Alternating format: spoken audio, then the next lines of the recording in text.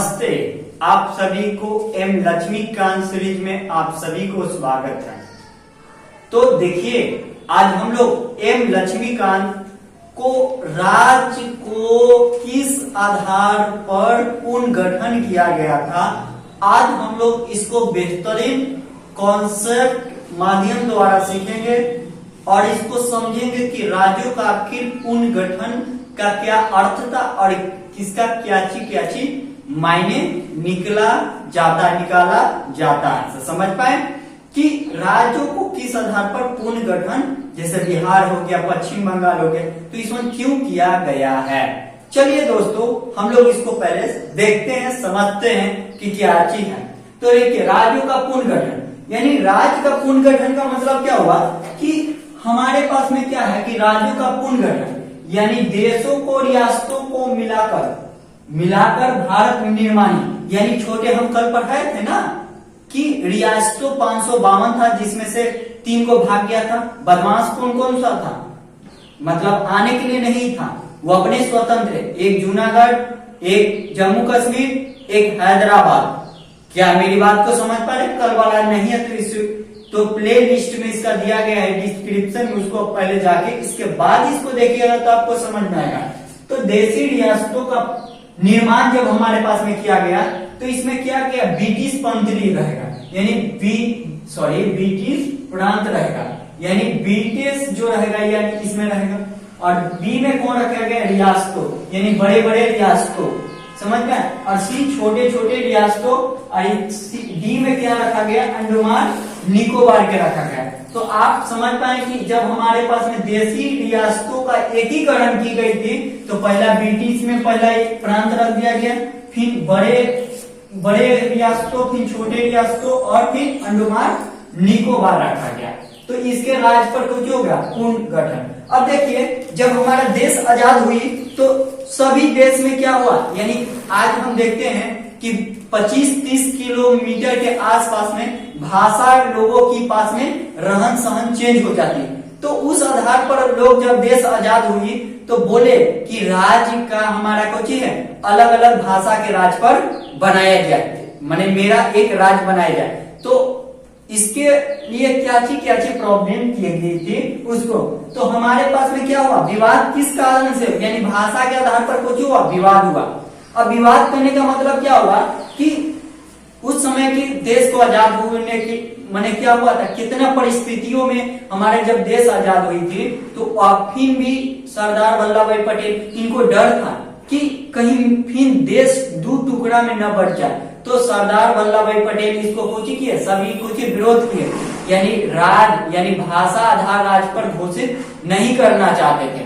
तो देखिए इसमें क्या होगा कि राज्यों की यानी अब लोग नहीं मानने पाएंगे। तो बताइए, इसके कोई कमेटी आज बैठता है ना, मान के चले कि नीट के आज पेपर लीक हो गई थी तो उसके क्या हुआ, कमेटी का गठन होता कि उसको कमेटी कौन कौन सा होता है। उसी तरह से एसके धर कमेटी का गठन किया गया था। एसके धर कमेटी धर की कुछ बताया गया, एसके धर जो था वो कमेटी का गठन हुआ और इसने कहा कि भाषा के आधार पर राज्य का पुनर्गठन के सबसे पहले इसमें इतना जब गठन एसके धर ने बोला, इतना 1948 में की गई है।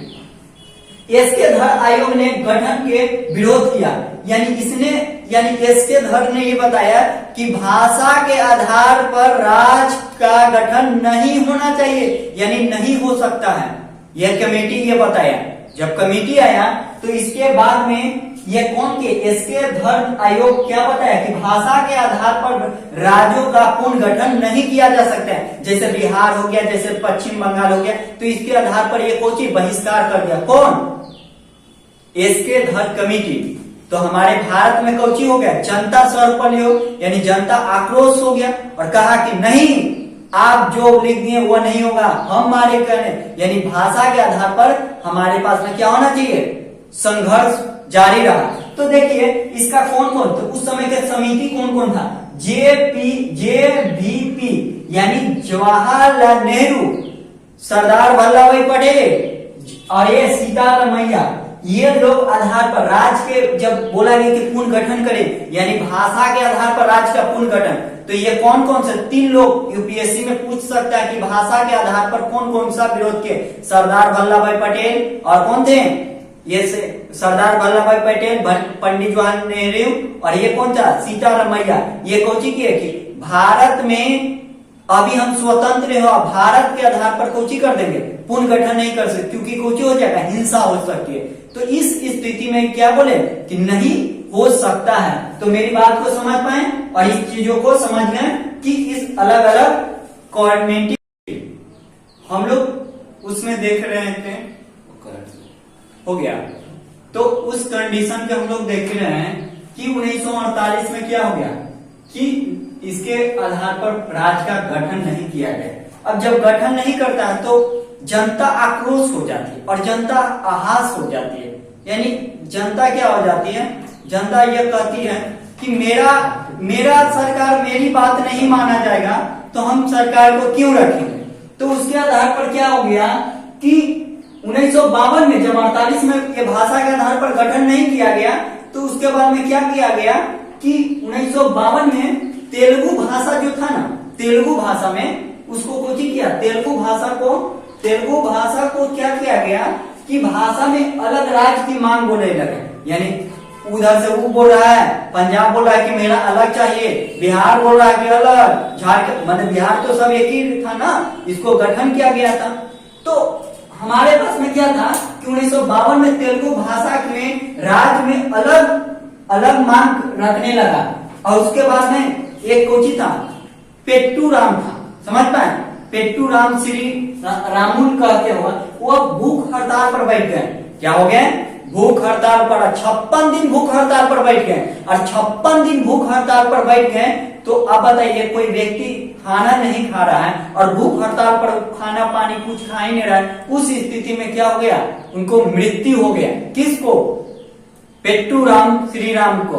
तो उस स्थिति में मृत्यु हो जाएगा तो देश में हाहाकार नहीं मच जाएगा, क्योंकि नेता कोची था, बड़े लीडर था। आज भी अगर बड़े लीडर अगर कोई जाते हैं गांधी मैदान, चाहे पटना हो गया, तो उसके आधार पर अगर जाते हैं तो कुछ होता है, हाहाकार मच जाता है। तो उस समय कोचित है, उनके 56 दिन के बाद में कुछ होगा, मृत्यु हो गया और पूरे देश में हाहाकार मच गया। ये सरकार तानाशाही नहीं चलेगी, नहीं चल। और उस समय पंडित जवाहरलाल नेहरू और हमारे आजाद नए नए देश बना था, समझ पाए?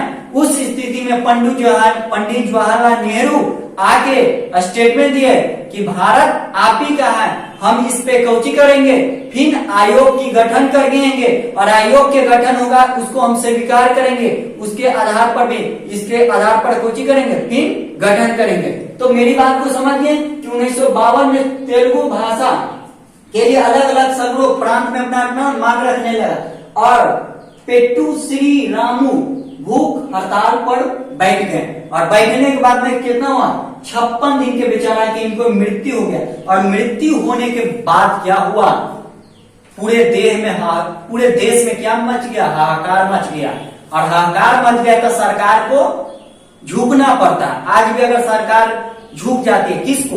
यानी संख्या बल में जिसको ज्यादा होगा वह सरकार झुक जाती है। तो देखिए, तो इसके बाद में 56 दिन के बाद में मृत्यु हो गया और डायरेक्ट किनको? नेहरू जी के कौन माने बोलना पड़ा ऑन माइक के सामने, रेडियो के सामने, उस समय रेडियो था, तो रेडियो के सामने बोला कि देखिए हम इसके आधार पर 1 अक्टूबर 1953 को आंध्र प्रदेश को सबसे पहला भारत यानी उसको दर्जा दे दिया गया।